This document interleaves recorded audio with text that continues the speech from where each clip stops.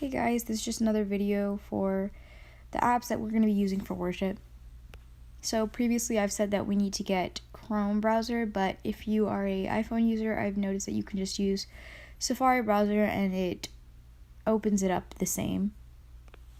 If not, if you're an Android user and you have difficulty with your default browser and the site just looks really weird on your phone, go ahead and get the Chrome browser. And then the other app is going to be Google Calendar. So we'll just go with the Chrome browser for now. So this is the site. It's going to be sites.google.com/view/IPA worship/home. You won't have to type this in every time. If you want to save it as a bookmark, you can, but typically in our worship group meet, we send out the link every time we update it, so you guys typically just directly click it from there. If you look on the side, you'll see a tab for calendar, sets, and we'll go back to the calendar in a second, but just want to talk about sets for a minute. So it has all the different months, and so this is what's going to hold all of our different songs and who all's playing.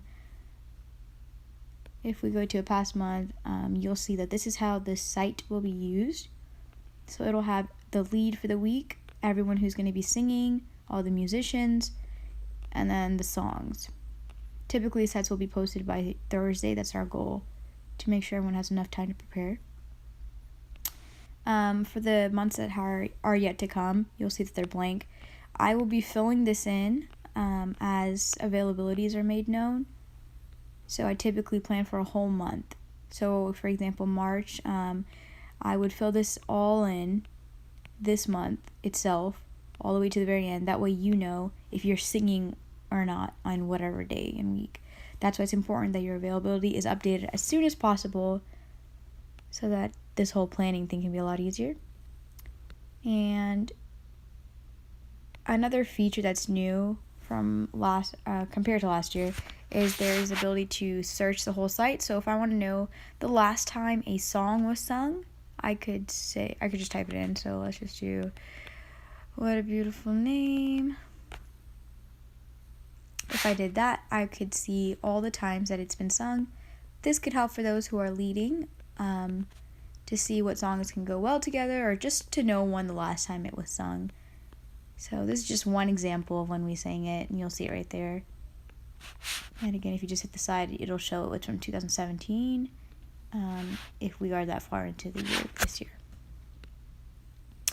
So again, this is the calendar tab, and this is going to be the availability section. Go ahead and ignore this little embedded calendar. It's not really useful on the mobile view. It is useful on the desktop view, but if you're on your phones, you can just hit that expand button and it'll open up into a new window, and you'll see here the different months of people's availability. So that brings us to the Google Calendar. So you can either go directly to the Google Calendar from this little button. It'll take you through the browser is the only thing.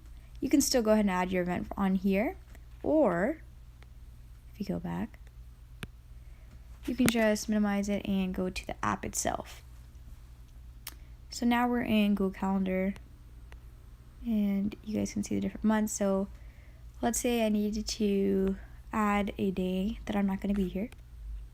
I'll go to event, and I know I'm not going to be here in, let's say, March 25th.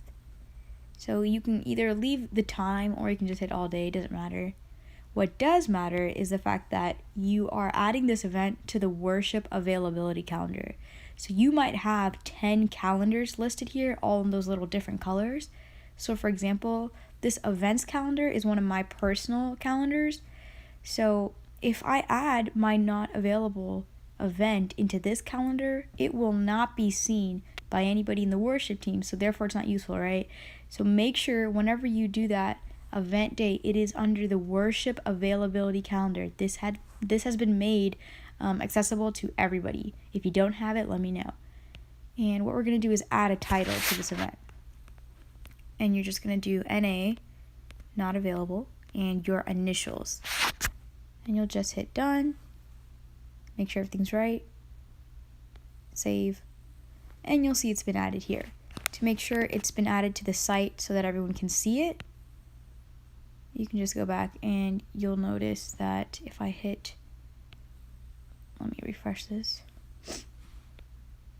So if I hit March and I go to 25th, you will see my newly added day of when I'm not available. This is how I'll be keeping track of